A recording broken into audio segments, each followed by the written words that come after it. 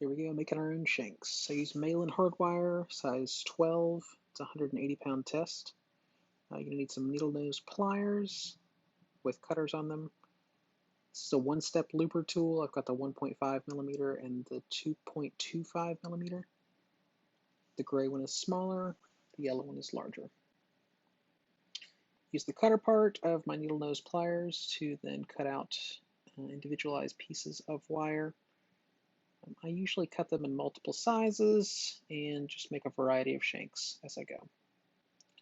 Placing the wire in my pliers, I'm pushing down towards the ground to make a 90-degree bend or close to it. I'm then going to fix my wire back in my pliers with the bent part facing away from me and make another 90-degree bend.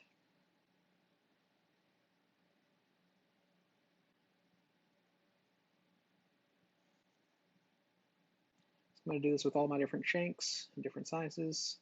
It's the same process. I use different parts of the pliers as I go. I decided here to make one more cut to show you how to make a tail shank. I'm making one 90-degree bend instead of two.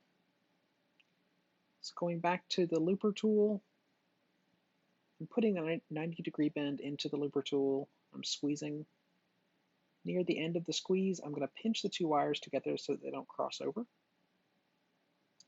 Just take it out. You've made one end of the shank. Flip it over, repeat the same process. At this point, you take it out and you've got a completed shank. Now using the other tool, I'm going to do the same thing. You'll notice I need to use needle nose pliers here because the wire is much smaller. It's easier to pinch to be able to clamp down each side. Repeating again with different sizes, and then doing the same thing with the tail shank. Just squeezing, except I'm only doing one side of the shank. Leaving the other side with a point, and then I'm going to bend that point within my pliers to make a 90-degree angle. That part will be fixed into my vise. If I wanted, I could then take these shanks, put them together with a hook, and make a GameChanger out of those. As you see, I store my shanks in small containers, spice jars, small bowls, etc. My spice jar contains the shanks that are made with a 1.5 millimeter loop tool, and the small bowl that you see holds the 2.25 millimeter shanks. I find it helpful to separate them just so I can use different sizes for different size supplies. Hope this helps. Thanks.